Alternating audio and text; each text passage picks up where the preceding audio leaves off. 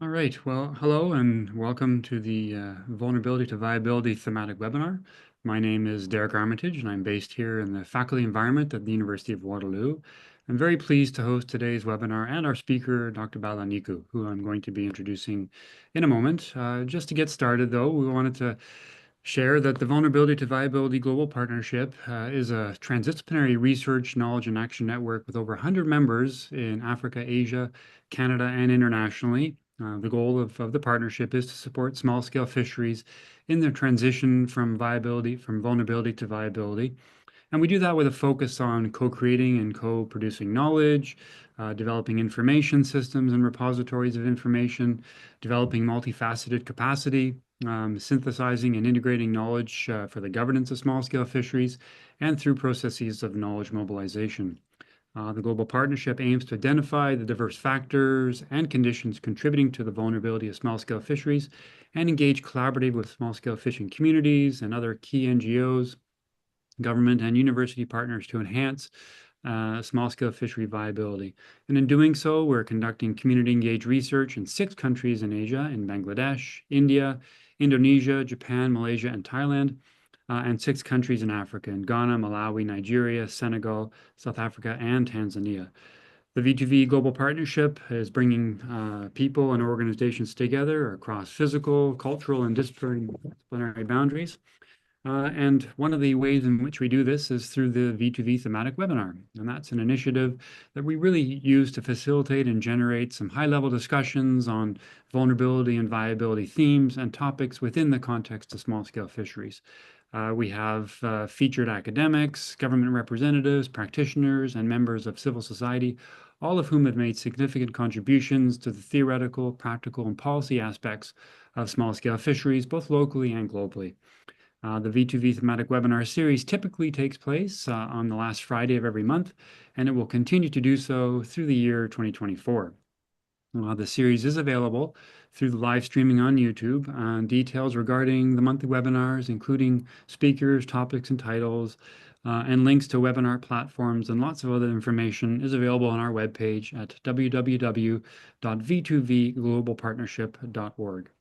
Now, today's webinar is the 9th in a series of V2V thematic webinars planned for 2024 and the 45th since January 2021 when it started. And it's my sincere privilege to introduce today Dr. Bala Niku as our speaker. So Dr. Bala is an associate professor in the Faculty of Education Social Work at Thompson Rivers University in British Columbia in Canada, and he is a co-investigator and a collaborator in the V2V Global Partnership. Before coming to Canada, Dr. Niku taught social work at universities in Nepal, India, and Malaysia, and he specializes in international social work, immigrant rights, and social work practice innovations, as well as community resilience to disasters and climate justice. Dr. Niku is leading an NFRF-funded disaster resilience and community science project, and that project brings together disaster-affected communities from Nepal, India, Sri Lanka, and British Columbia, Canada. So very fascinating work and highly relevant to the things that we explore in the V2V Global Partnership. So it's my sincere honor to invite Dr. Bala Niku again to deliver today's talk for the V2V thematic webinar. And the title of his talk is Stories of Disaster Resilience of Small-Scale Fishers from North Coastal Andhra Pradesh in India. So, and Dr. Niku, thank you so much for joining us. You're welcome to share your screen now and get started. And I'll just remind everybody that we'll have time for, while Dr. Niku is sharing his screen, we'll have time for questions and answers. And we encourage people to please add your questions into the chat as we go along, and we'll address them at the end of the talk. So over to you, Dr. Niku. Thanks very much. Thank you, Prof. Derek. Those very kind words and having this opportunity to speak to V2V Global Partnership audience and colleagues and friends. So let me share my screen. Share.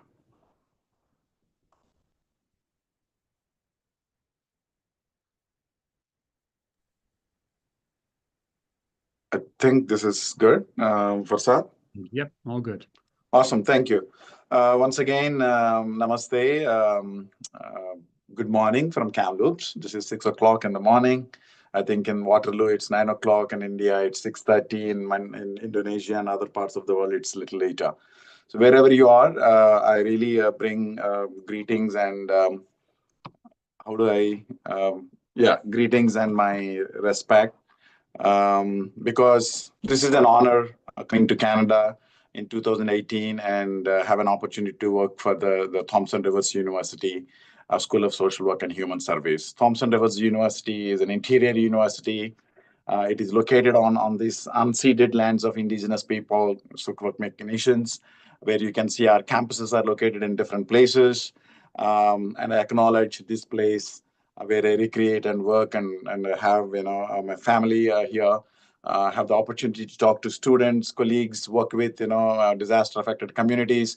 This is a privilege, and I acknowledge that this land is being stewarded by First Nations, and it's because of their wisdom and stewardship. Today I'm enjoying these facilities and these beautiful resources: land, water, salmon, bears, and fruits. Coming from India, from an agriculture family, disasters are not new to me. I've seen it. That could be one reason why I'm passionate about disasters and disaster resilience and disaster resilient futures. As I mentioned, it's a great privilege to meet Dr. Pradeep Naik and Dr. Sishir Pradhan and V2V Chilka Lake, participants, where I had the chance to participate, this year in June, July in Orissa. And I've learned so much from the participation, and I want to thank the community members of the Chilka. And again, as I mentioned, I've been working with communities in Nepal, communities in India and Sri Lanka, and it's a great privilege again to work with communities, learn from them, hear their stories, and share my story, and in the process, produce knowledge that is powerful and resilient.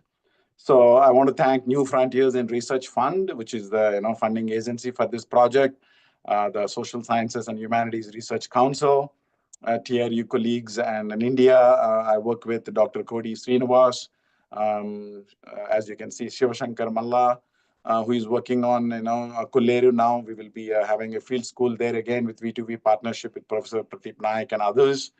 Dalibandhu Pukala is an expert and a research scholar from the fishing community, an anthropologist working with the Indian Anthropological Survey of India.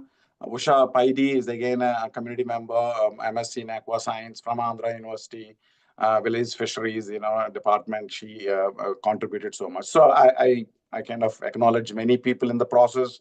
In BC, I want to acknowledge the Happiness Center and Parliament Swikwipmic, my collaborators and co-applicants, and the Resilience Institute, Professor Emdad Haq from University of Manitoba, helping me to collaborate with him, co-supervise his students in Sri Lanka. So basically, I have this honor and privilege to work with many colleagues and communities, agencies. Is basically, I think, an honor and privilege, and that's what. Today, I'll be talking about my understanding in collaboration with these partners. Whatever errors, I'm responsible, but I would like to acknowledge this wisdom and this insights came from many diverse, places and cultures and settings.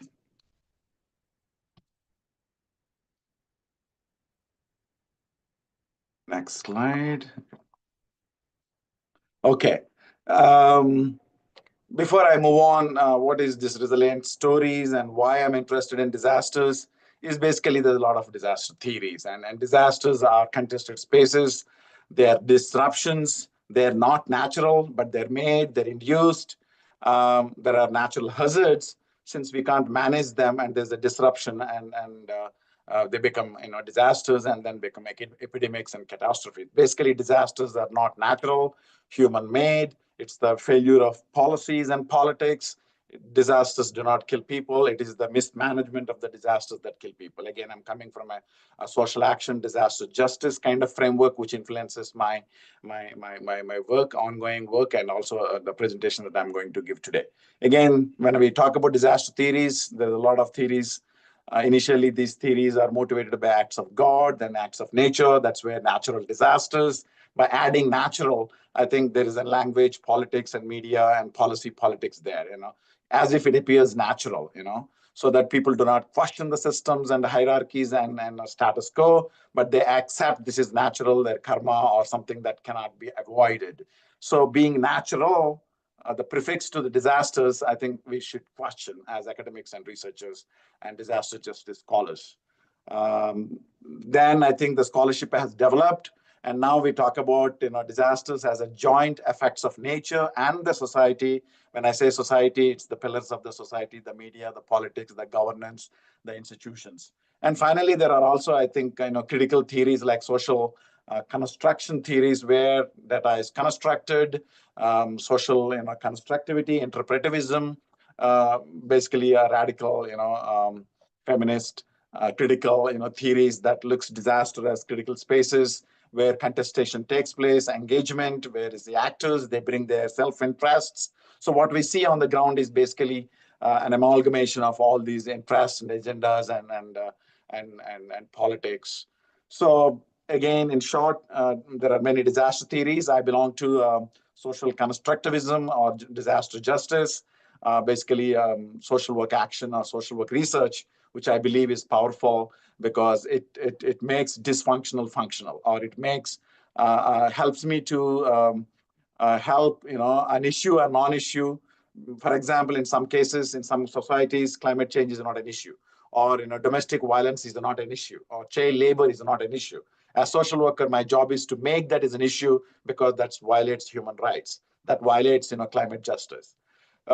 Social work is also about making an issue a non-issue, meaning poverty is an issue in a community, and this is my job to make it as a non-issue. Eradicate poverty, or come up with strategies, empower people who can understand what is poverty trap, what is poverty theories, how to come up with this poverty, for example. So taking that social constructivist disaster justice view helps me to think about resilient futures. That's what I've tried to show. What I mean by disaster justice is, again, I'm talking about social justice, I'm talking about environmental justice, and talking about climate justice. And I'm going to explain this in my presentation. I looked at the global literature. I think this is where I start. Anybody would start. What's happening at globally? Again, international social work or international disaster social work is local is global, global is local, meaning global processes affect local work that we do as a Red Cross volunteer or a social worker or emergency social services worker. Whatever we do locally with those communities, with that one client who is displaced or evacuated, is influenced by the local policies, regional policies, national policies, and international global conventions and processes. So I teach in my class how global is local and local is global, and where we actually look at global policies and conventions. And we know, there's a lot of work that is happening at the global level, at the UN level, basically disaster management, disaster response, risk prevention, proactive, it's not reactive. But you see, the moment there is a natural hazard, maybe earthquakes, since we can't really manage those disruptions, whatever building code or other weaker houses or systems are not in place, that becomes a disaster. So initially, that is destructive. There's a lot of deaths, diseases. There's a lot of politics, aid, rescue, relief.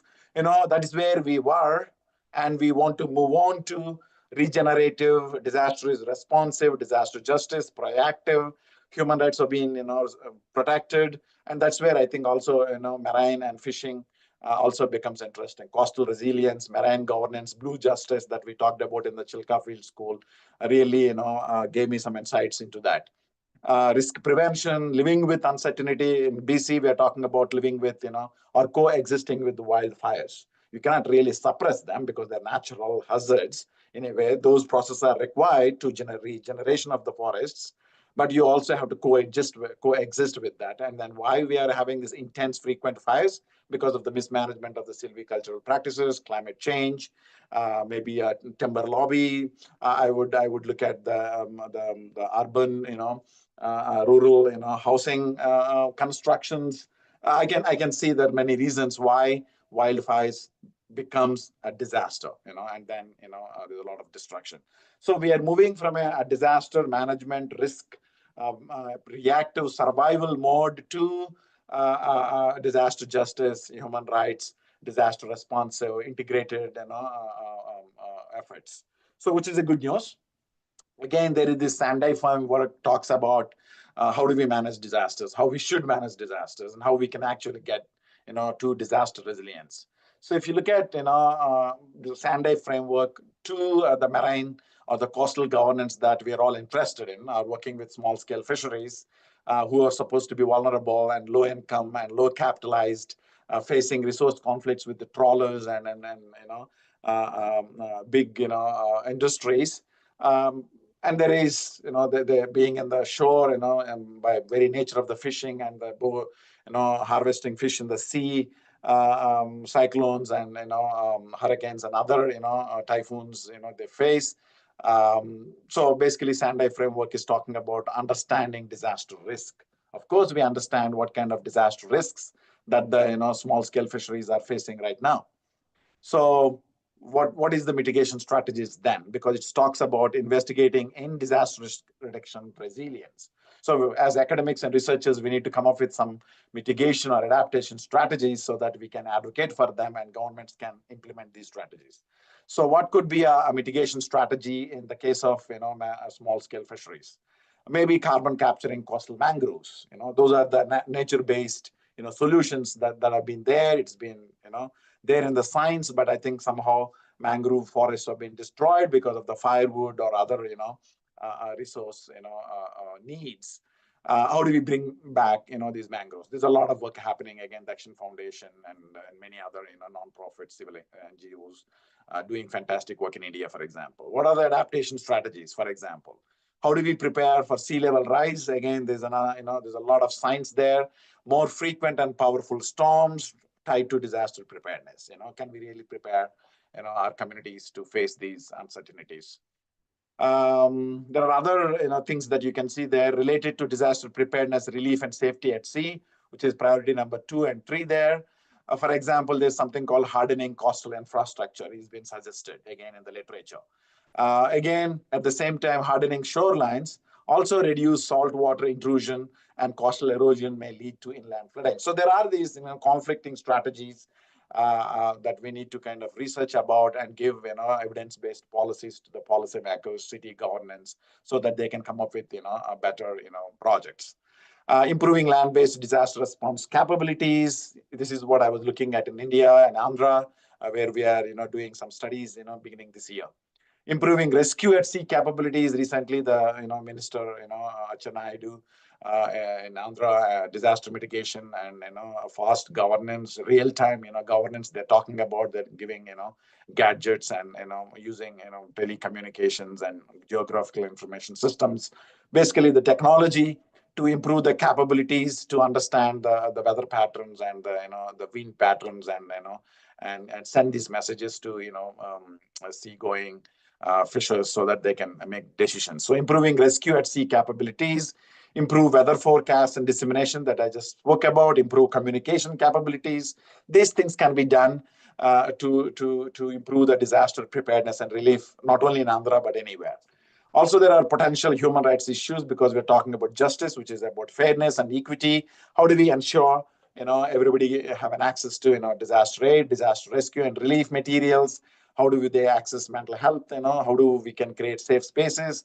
How do we consider needs of the people with disabilities, needs of the pregnant women, needs of the seniors? So disasters, chaotic, because it's a lot of disruption. It's beyond the human capability or villages to respond. That's where the disaster actors and disaster institutions come in.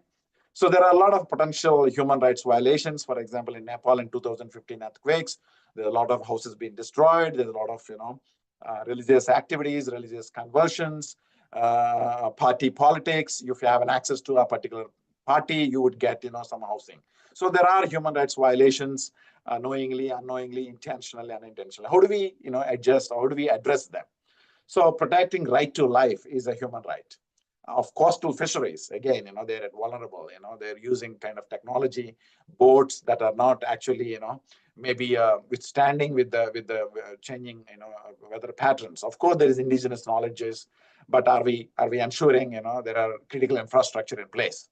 So protecting the right to life of coastal fisheries at sea and on the beaches and the shore and of coastal villages there's a beach profiling, or in Andhra, there is 30% of the coastal line is under erosion. And that is basically taking away a beach space, or housing and other recreational activities, cultural temples and other spaces, which are important to coastal resilience. So if we are not ensuring them, then basically we are violating human rights of these people. And again, it's against the the Sendai framework or other frameworks that we are talking about. How do we ensure human rights then? Meaningful participation in decisions, including free, prior, and informed consent of indigenous communities, BIPOC communities, racialized communities, including, of course, vulnerable communities like fisher communities in Andhra and elsewhere. Assuring equitable treatment of coastal communities. Again, how do we distribute, aid resources, access to, loans, access to, government schemes? How do we, ensure that, and when they lose, the critical documents in these disasters, how do they get, access to banks and other, loans? And, so there are these equitable treatment is an issue. Assuring equitable treatments across age, gender, race, is another issue. Again, we also see this in wildfires in British Columbia and earthquakes in Nepal. So again, Sendai framework is great, but how far we are able to implement this framework on the ground in a community where we are working, for example, especially in Andhra. So I see our 6 months, reconnaissance work in Andhra, telling us the bureaucracy, the disaster bureaucracy, are aware of this, Sendai framework at the top level. When it comes to Laskars, or when it comes to, the volunteers, they've heard about it, but they're not very sure. NGOs also speak about this language. So there are different levels of understanding of this framework and implementation. I would show you a little bit more on that. Again, there are other, ideas about, as you can see, Badjik and others talked about, there are these global events that are happening, global, natural hazards turning into disasters. Ocean currents, sea level rise, rainfall, evaporation, river flows, lake levels. They identified all those storm frequencies, acidification, salinity, temperature, ice covers, Gulf, outlake, the glacier outlake bursts, thermal structures, these natural hazards converting into disasters, because they're disrupting the social fabric, and the communities do not have the capacity to respond and recover. So that is where they become disasters, and then hence they have effects on the production ecology, fishing operations, community livelihoods, wider society, economy, and justice and institutions, for example, and they have impacts. So there is this work already available. I don't need to reinvent the wheel. So what we did in the last 6 months, basically, especially in Andhra and marine and coastal governance, where I come from one of those villages from Andhra. In that way, I'm an insider and outsider, because I started looking at what has been already been done. So as I mentioned, there are these theories and scholarship is already available. I can see, I can use these frameworks and see what's happening on the ground. So when we look at these things, of course, ecology, Andhra, again, as I mentioned, one third of the 974 kilometers, marine coastline is under threat. There's a lot of encroachments. There's a lot of urbanization, beach pollution, and production ecology. There is a lot, we can study there. We haven't done it, but we know that these are some of the things that are happening there already. For example, species composition, it's changing. Fish breeding grounds are changing, it seems. That's what the people, the fishers, told us in our informal stories and conversations. There are diseases, eye diseases, coral bleaching, calcification. All this has been there in the literature. We've heard of this in our conversations with the fishers and the communities in Andhra. Fishing operations have become, very risky, and there are fishing bans. There are safety and efficiency issues. There are infrastructure issues. There's technology issues. Access to technology, there are issues, and they have talked a lot about these things, which I will show you in some pictures. And communities and livelihoods is an area that I'm familiar with, being in social work. Livelihoods are at stake because of the migration, push and pull stories. Because they're not getting enough work in Andhra, they're moving to Verawal in Gujarat, Paradeep in Orissa. I mean, there are local migration. There is, anyway, countrywide migration also. Sometimes this migration is not the way they want. It's not preferred. It's unsafe. and there are some bonded labor kind of conditions. There is money lenders. There's a whole load of things that have already been written and documented. The kind of why Telugu, Jalari or Wadde, Balija, fishing communities are migrating. And if you go to any villages these days, especially after the um, when they leave, they come back September, October, November, because that's where the lot of catch. They spend some time and they start moving from January, February, March, and April, and they come back in August. So we are looking at these migration patterns, what it means to these villages when young people leave and men leave. These communities, women left. It's a feminization of the coastal marine systems, which way we saw feminization of agriculture, for example. When men leaves, it's the women who takes care of these duties, including the household duties, taking care of the seniors. So it's a feminization. The women, are basically a double, triple burdened. So, and it affects their livelihoods and family structures and family, strategies. So there's a lot there we can unpack, and we started to see the risk to health and risk to, the economies, displacement, which is by no choice, conflicts. So there's a lot evidence we already saw there, and we are trying to document that. And finally, wider society and economy, and other intellectual property rights, for example, adaptation and mitigation strategies. We just saw how Sendai framework talks about how they're implemented on the ground, market impacts. This is where the Chilka Field Lake, made me aware of the value chain and how, especially dried fish, for example, which is a source of nutrition and economics for those women who actually sell and bring money to families. So again, market impacts, value chain, and blue justice, blue economy, which is a very new topic for me. And we are beginning to see these things, and again in Andhra, a case study. Floodplains and coastal defense systems, market impacts, water allocation systems, access to fresh water, especially when during the disasters and after the disasters, these risks multiply, and that's where we see the negative impacts of these disasters continue even after the disasters, because it is the before the disasters, preparation and mitigation, during the disasters, rescue and recovery, and after the disasters, it is where the rehabilitation, reintegration, resilience, and resilient futures. So we can also understand disasters in 3-4 stages. Again, these things can impose on this disaster cycle, and we can see how we can understand disaster resilience, especially marine communities and coastal communities and small scale fisheries. So I'm trying to kind of wrap around my head things that I already know, I've heard about, and the observations and conversations and stories in the field, and see how it is being implemented. Again, I think I'll skip this because it's already taken 20 minutes. Again, there's a lot of way we look at vulnerability, adaptation, resilience. How are they can be defined? How do we understand these concepts and notions?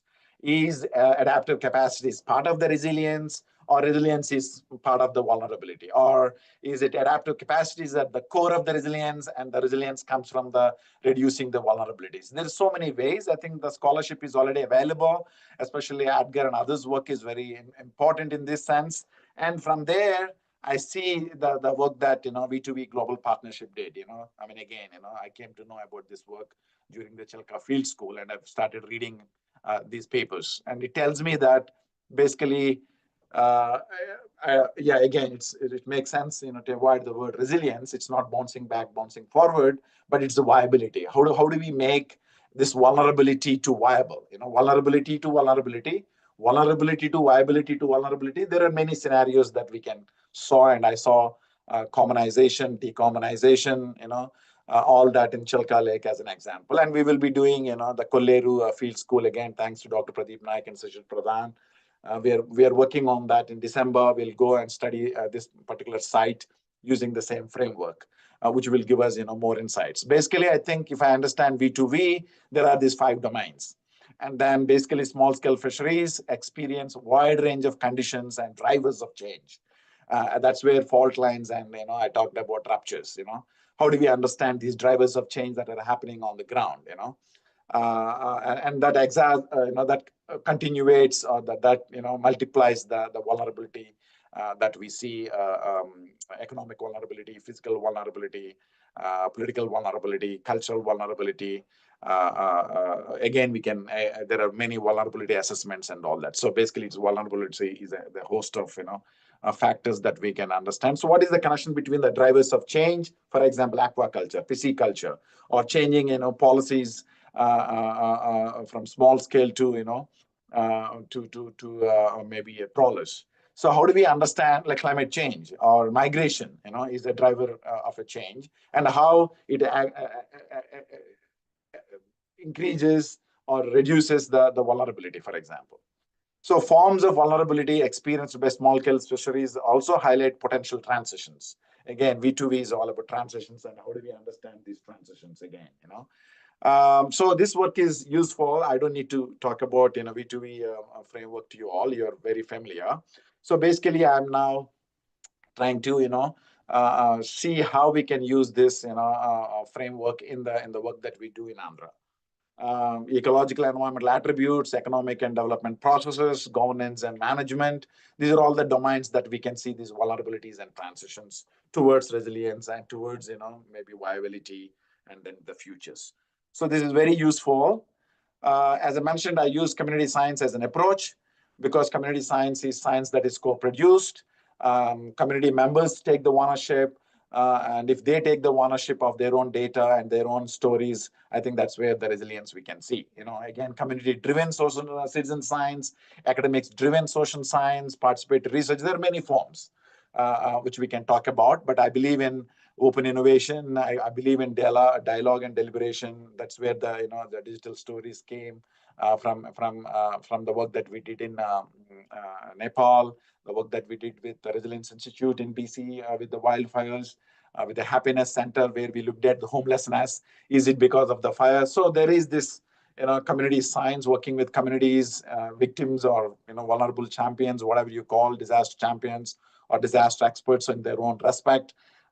We can create these stories, and stories are empathetic, and then we can create that empathetic connections. That is what also we'll be doing in Andhra, for example. And then there's a whole, knowledge production, model that came up with the colleagues. As you can see there, they talk about, unraveling. There are 3 stages: unraveling and meshing and raveling. So in unraveling, when we are working with communities, basically we explore the assumptions, we explore the narratives, we share our experiences, we facilitate, share the experiences. That's where the co-production takes place. That's what happened in the Chilka Field School. We listened to the stories and we share our stories, and we sit together and we came up with some ideas. So images, stories, narratives, digital narratives, there's so many tools. I'm very good, and I have a book where we recently created, the digital stories, using the unraveling method. So how do we unravel? There are ethics and there are protocols. Once we do that, there is something called meshing, Then how do we kind of make sense of these stories and the narratives that we see, we co-create in the field?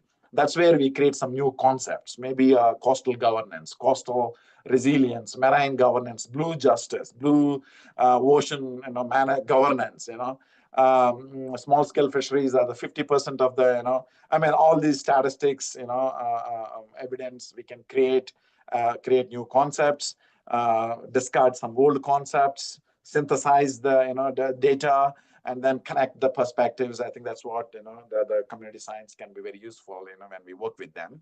Once we do all that, and then finally, how do we reveal again or raveling again, creating the new narratives, like disaster resilient futures are possible, shared meaning. And how do I understand resilience now?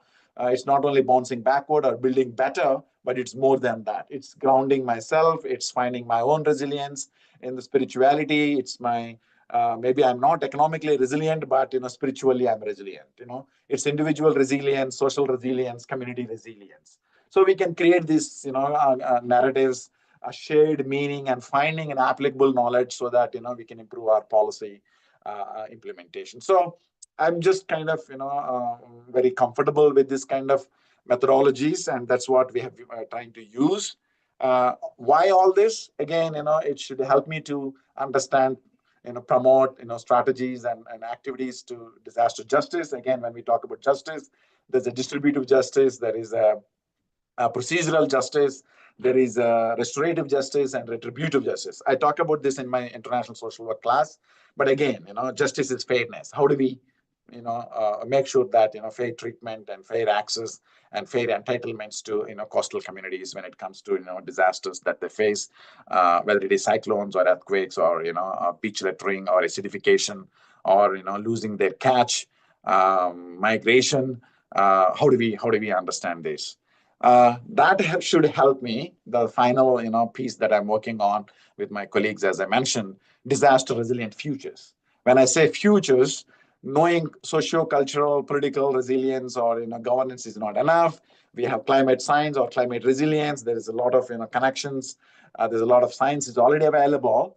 But I think the third missing piece is important right now. That's what I'm interested. The future's resilience, where innovations, technology, WWW or mobile technology or remote sensing technology or geographical information systems technology, participative mapping technologies. If we can bring these things to our work into the communities and facilitate the communities to access these technologies and use these technologies, then I think the intersections of the climate science, resilience science, the socio-cultural governance, institutional science, and the innovations can actually help us, to understand resilient futures, which is predictive, which is futuristic, which is envisioning, and that's long-standing and sustainable. I think that's what we are talking about. So I started these theories, which is preventive, reactive, Sandai framework, to disaster justice, to V2V, and then finally all this to see whether resilient futures are possible. We saw that in Nepal. We did some work with Nepalese communities right after the earthquakes. Again, as you can see, art therapy, narrative therapy, visual narratives. Social workers are very good at basically art informed methodologies. In this process, children explored their own resilience. They have better mental health or better school going habits were improved.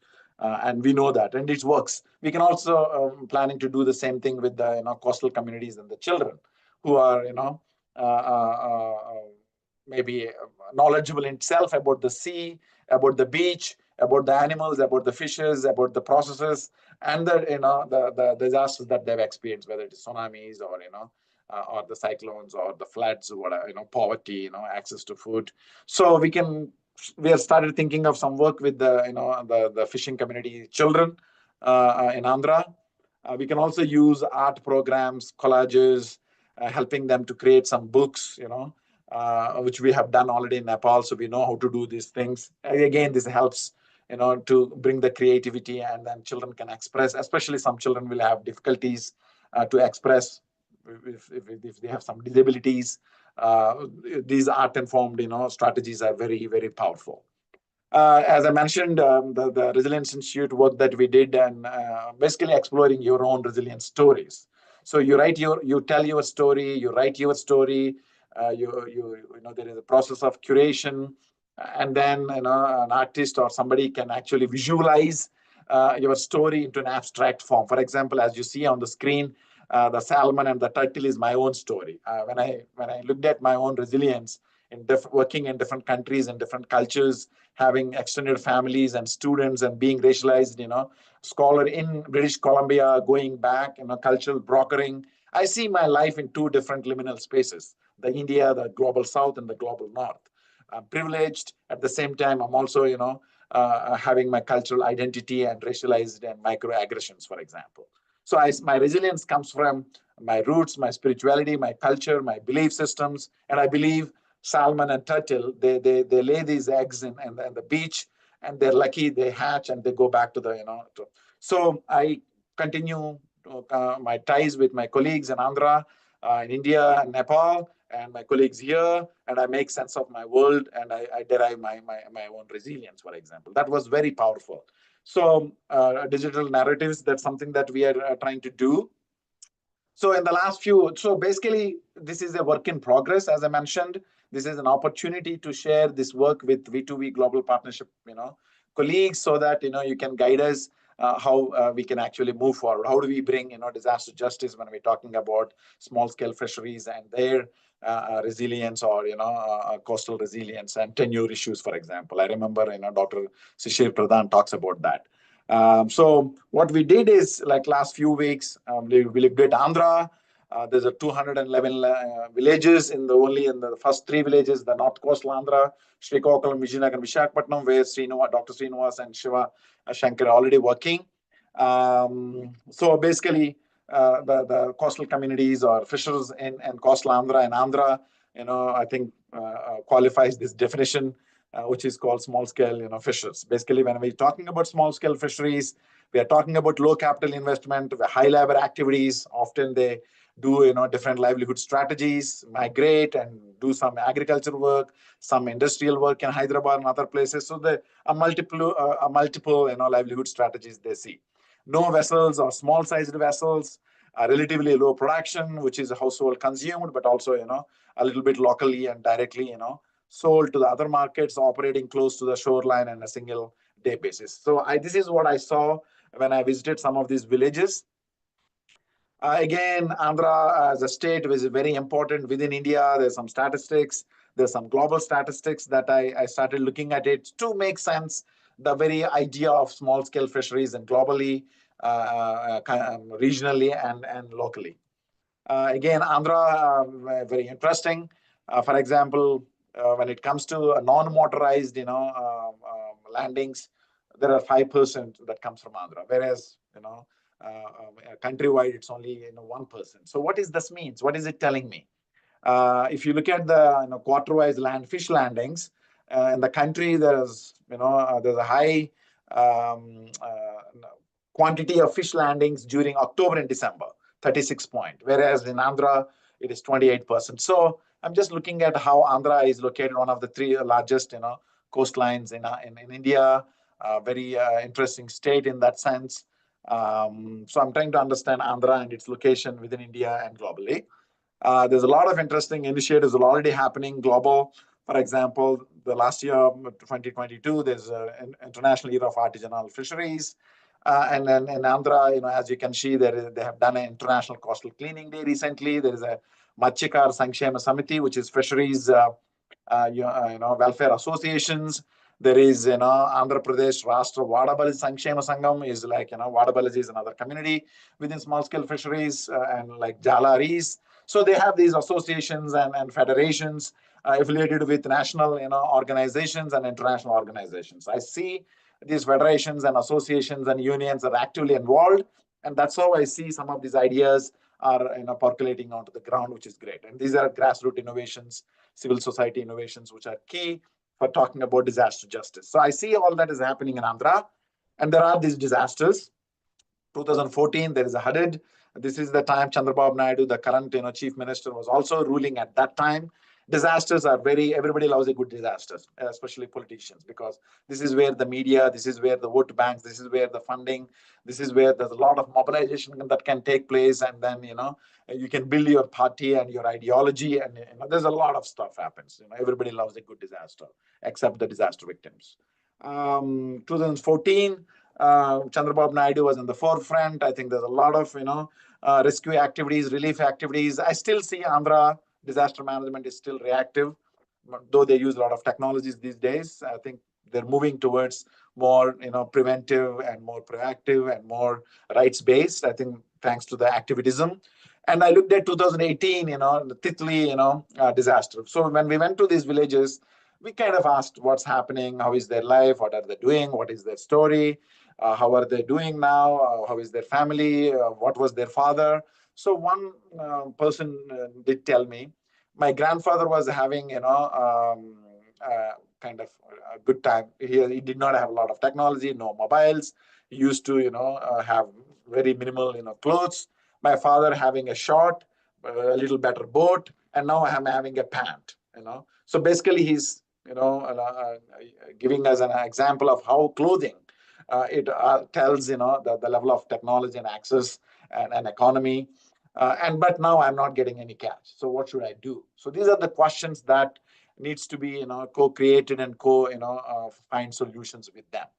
So when I ask these stories, what happened during 2018, which is of course, already, 5, 6, 7 years ago. So they talk about that day I was doing this, that day my family was there, that day this is what happened. And then since then, what happened then. So this is where the visualization of a particular time period helps, because again, resilience is not just last year or one project and one program. It's a process based.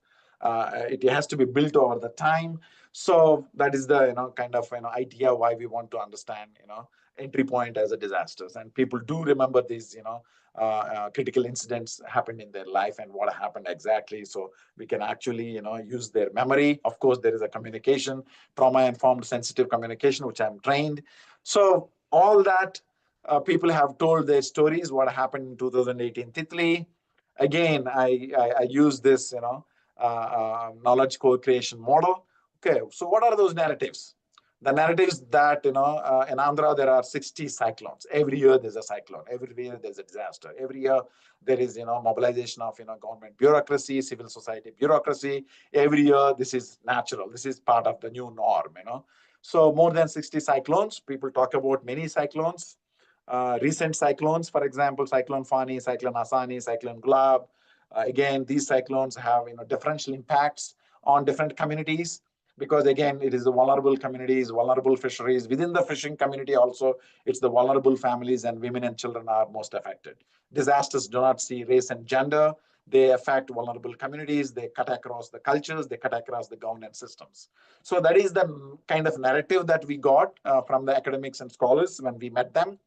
The media narratives, actually they focus on what happened during that week, during that moment. Of course, they show a lot of destruction. They gave us a lot of numbers and what is happening, how slow the government response. Again, this is the kind of as you can see, still don't have electricity after 1 week. That was the true. Again, Cyclone Titli, an aftermath after 1 month, Andhra fishing communities continue to struggle. So these are the media statements, media narratives that we looked at and understand. This is how the media kind of built that narrative. It is urgent, it is reactive, it's loss, it's damage, it's destruction, it's the government initiative, profiling people and funding. So that's what we see. Again, politicians like this guy is from Srikakulam, Ram Mohan Naidu. He's now the aviation minister in the Modi government. He's been in the parliament for 3 times now, and his uncle is also a fishing, the agriculture minister right now in TDP. So TDP has a lot of clout and focus with the fishing communities, because there are many, and there's a lot of vote bank there. So he kind of uses his Facebook and other communication channels. Again, young person to mobilize, to share his work. As you can see, how the politicians are building their own narrative, that they are responsive, they're in the forefront, they're in the front line, they're mobilizing, they're 24 hours. So that's the narrative that we see from the politicians. Sakshi TV is an opposition then, which is Jagan Reddy, who became the chief minister, of course, after 2000 this Titli disaster. So they actually highlighted the weakness or the slow response. So again, being an opposition, I think they built their narrative saying that there's a lot of destruction, there was no compensation, so this is what you can see. And there is this non-profit Spear India relief web kind of reports right there in November 2018, and they gave some statistics, vital statistics, which are very useful. You can already see humanitarian response, emerging needs. There is way to contact and what happened, how many people are at risk, how many relief camps were so they gave a more a development, social development narrative to the disaster. And then there is these papers that published by Socioeconomic Evaluation and Technology Transfer Division, Central Marine Fisheries Research Institute, as you can see, which is 2021, after 3 years. After 3 years, when they published this paper, again, they talked about the increased level of awareness towards these natural disasters are required. Again, I think they kind of documented some destruction, a narrative that is not very critical. That's what I saw in this paper. And there are these international global advocacy, writers and activists and scholars. Again, they also talked about, but talking about Titli basically in 2022. And they also talked about, what happened in Bay Bengal and Arabian Sea, how the surface temperatures have risen, as you can see, marine heat waves, how, Titli damaged boats, people lost, 24 days of work, maybe more, actually, we came to know in our discussions. And they also talked about cyclone Amphan. So they gave a narrative, basically, disasters are human-made, they're compounding disasters, these are not one-time efforts. We need to kind of, do much more effort and or maybe a much more integrated, as you can see, despite the adverse impact of climate change on lives and livelihoods of fishing communities, their issues, they have not got the attention they deserve. So there is an advocacy element there from international global, writers. Looked at, UNDP, Government of India kind of, reports. Again, they talked about the destruction, the amount that is required, what are the long-term initiatives that are required in the state, for example, building resilience, of course, sectoral development by mainstreaming disaster risk reduction and with collaboration with the others. So basically, it's again a country level recommendations and what kind of budgets are required. Again, you see after in 2023, the Congress government came back. Again, they started, repoliticizing, the statements. They said and they released some more money. Again, there is this, political mobilization using disasters as an entry point, building back, the conflicts or the destruction. And again, Jagan Reddy, So we also see this. So what are we trying to understand from these narratives? So the narratives telling us that there is a lack of positive narrative or a lack of integrated narrative or lack of a local voice or an indigenous voice or a human voice to these disasters, especially Titli. They don't publish a particular story of Rangama in detail, what happened to her, for example. So that is what we also saw from this review. There is a lack of positive narrative, which is the most significant threat to small-scale fisheries, not only in Andhra. I think it is true even globally. We need to find solutions through responsible advocacy, collaborating to build capacity, and responsible stewardship, enabling small-scale fishers to defend their own livelihoods. Again, Tandai framework at, I think, Rome, guidelines. There's a lot of, ideas reflected there. So there is the unified narrative is lacking. I think it won't be. And this is where I think scholars and disaster resilience, coastal resilience scholars can come up with, and by bringing the stories, documenting the stories, that we can build a human narrative there. So the second part of this unraveling, stage, what are those lived experiences then? So we went to the villages, we spoke to these women, we spoke to these people, we looked at this new infrastructure that came in Jalari Peta in Visakhapatnam, for example. These are the pictures that I have taken. So there are many houses, still thatched. Many of them are actually got, destroyed in these, cyclones. Then some of them got some, Prime Minister Machigar Yojana or some other Raitu Bandhu or some other schemes, and they have made some, semi-pakka kind of homes. And then some very few enterprising fishing communities have access to banks and political, resources. They could build, these things. So this is what we saw right now in 2024 in those habitations. But in many villages after the disaster, when you look at the basic amenities and self-respect and some kind of privacy, these are the washrooms that we saw. So that tells us, it's business, as usual. Normalcy came back. These, communities do not have resources or government programs have not reached. So they made their own, arrangements, which is again, I would question, is this, human rights, are being violated. We looked at some cooking arrangements. Again, back to smokeless, wood and other, means.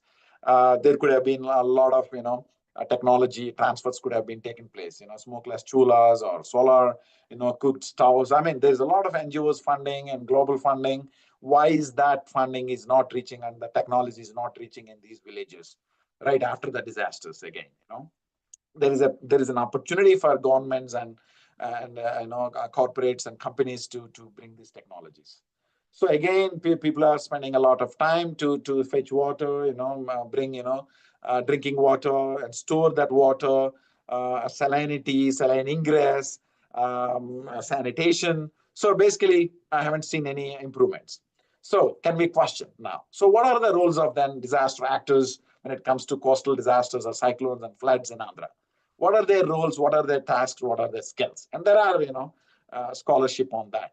So when we apply this scholarship or the model to the Andhra and the disaster actors there, I think they have not fulfilled all these roles, and which is again we know, the frontline workers and how policies are contested and translated when it actually came onto the ground. We saw still, I think there are many bureaucrats, frontline workers not able to work, not able to do justice, not able to ensure equal access. There are some narratives around that, how party politics came in, how particular caste is being preferred, how particular religion is preferred. So we heard those stories, meaning there are politics, aid, religion, caste. So these intersections that we saw from people's stories. Then many people talked about, their brothers are in Andaman, Nicobar Islands. They moved 40 years ago, 50 years ago.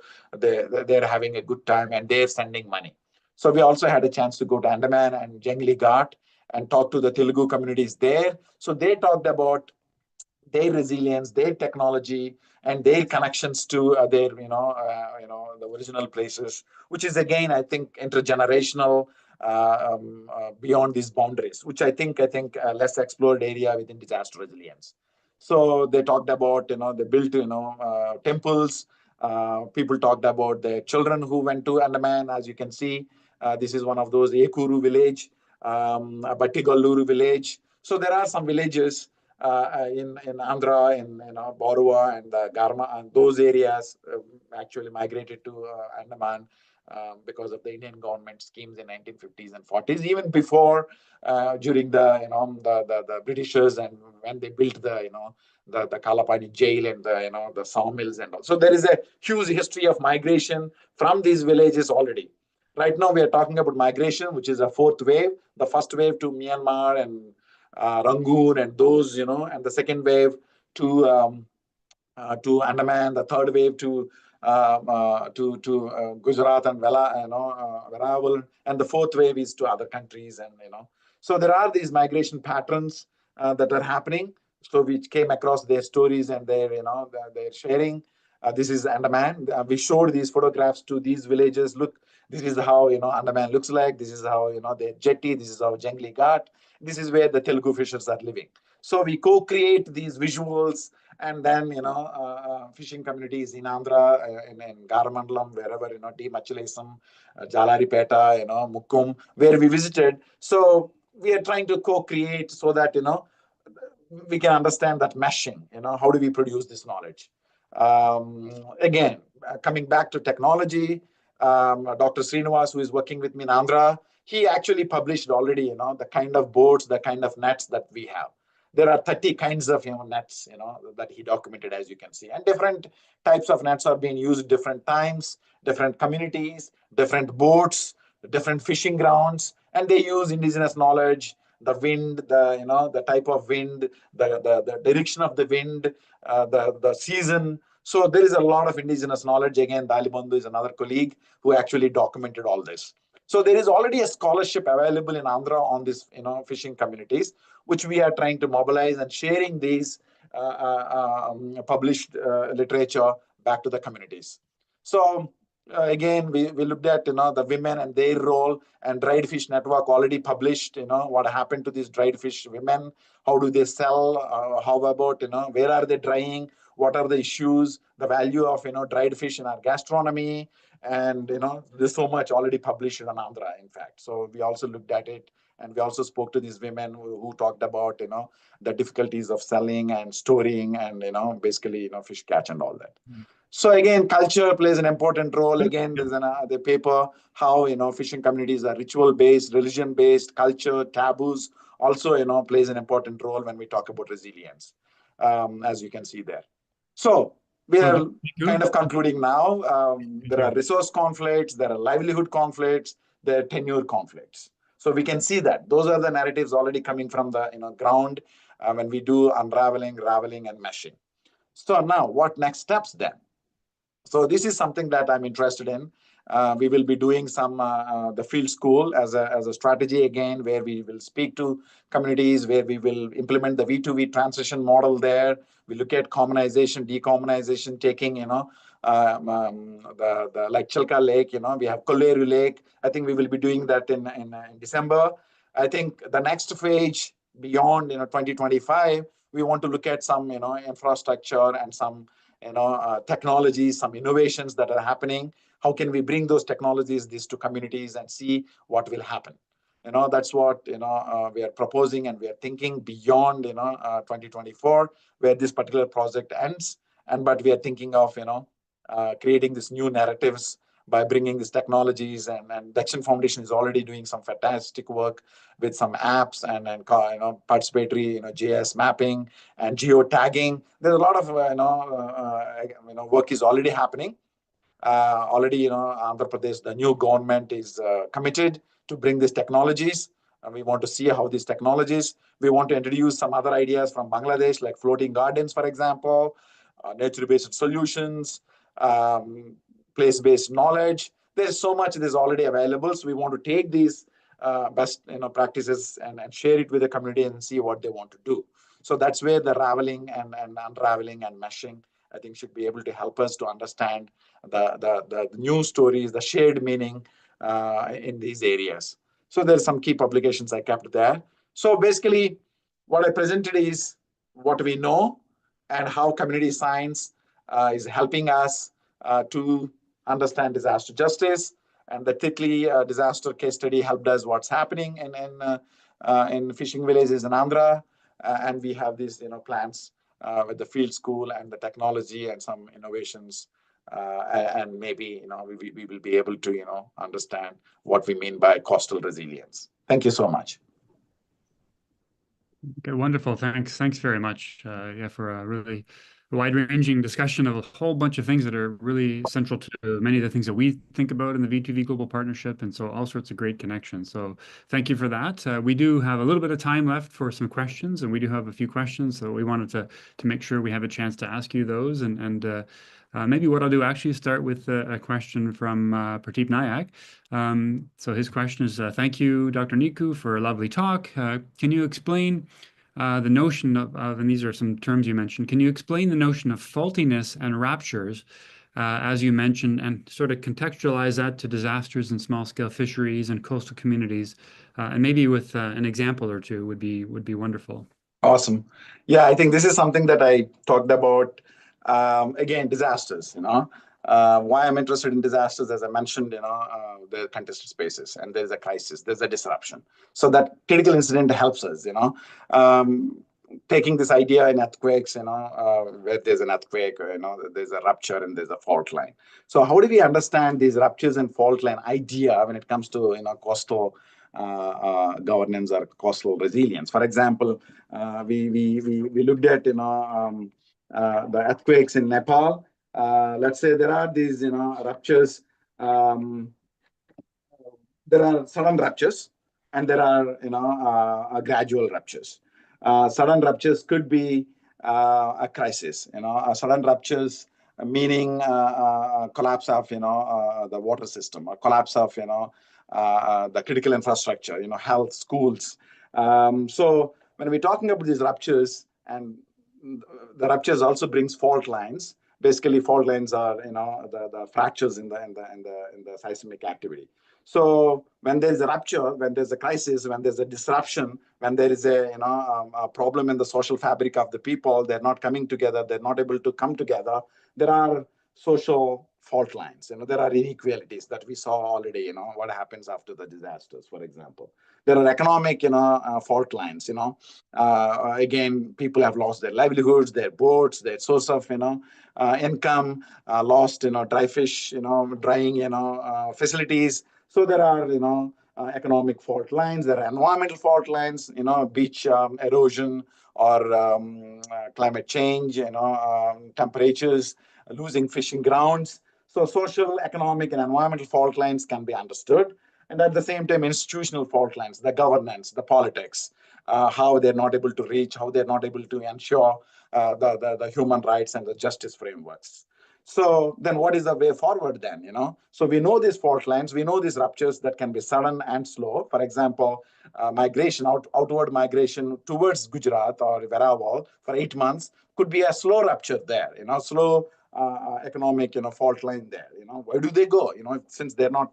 So then once we identify these fault lines, we can recognize the pre-existing vulnerabilities, whether it is social vulnerabilities, economic vulnerabilities, environmental vulnerabilities, institutional vulnerabilities, which I mentioned some in my presentation, and tensions and weaknesses in the system. And then we can kind of think about how do we kind of fill these ruptures.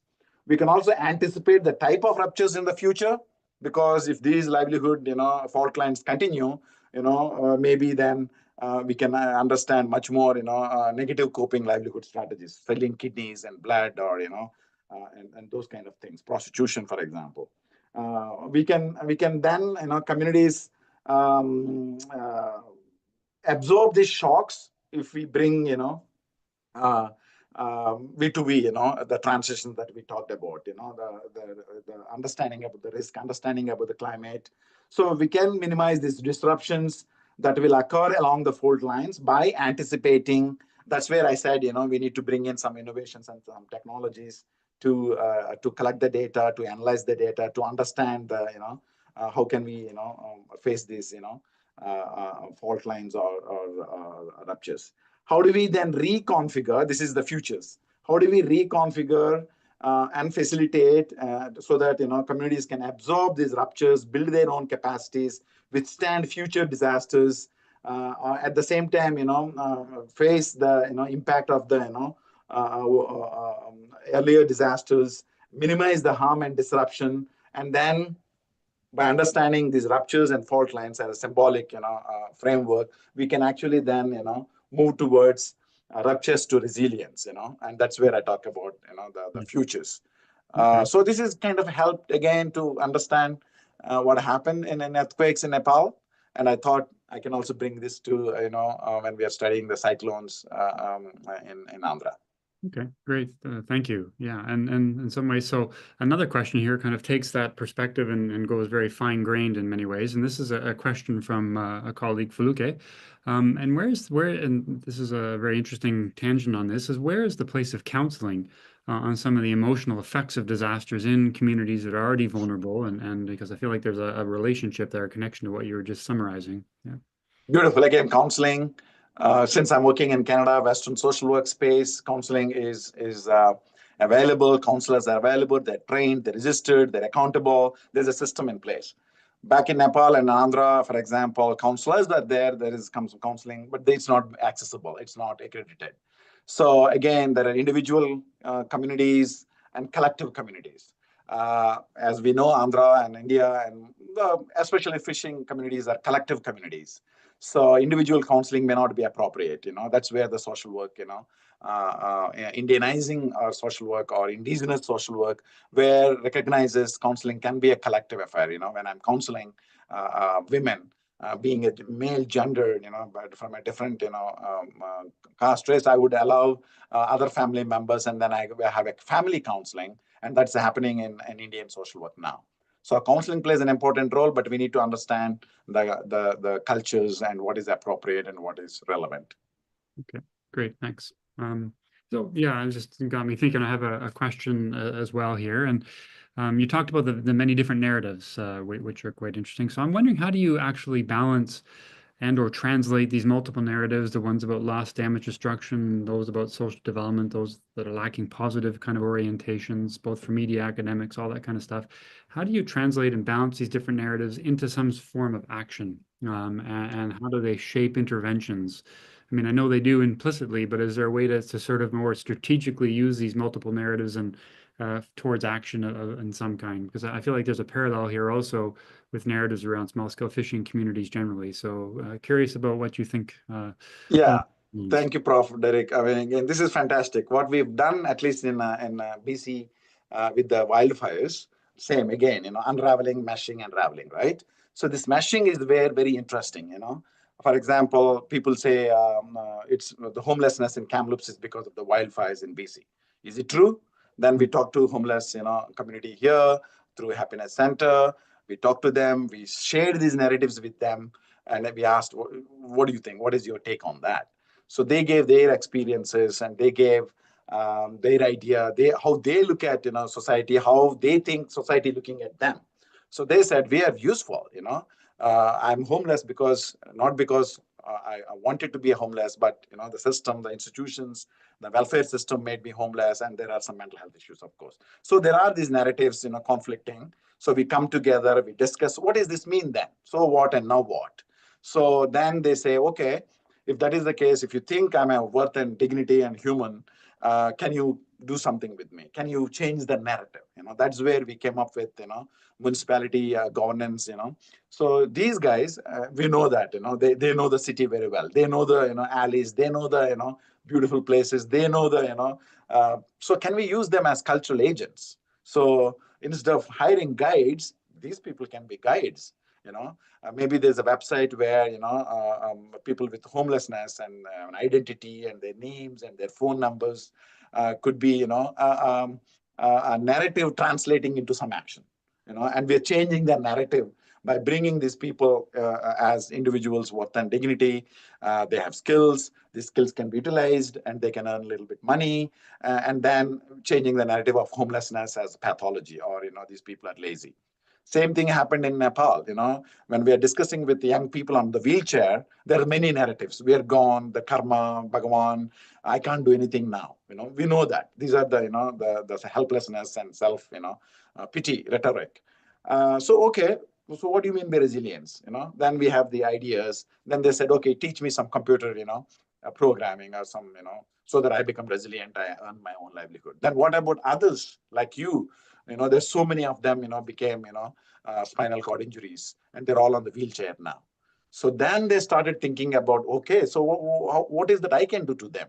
Then we said, okay, in that particular country, they have done something like this, Access, and there's a map called Access Map, and you can learn how to make an app by learning computing, which you're asking for, but you can also use that app as a mechanism to collect the information and photographs about others.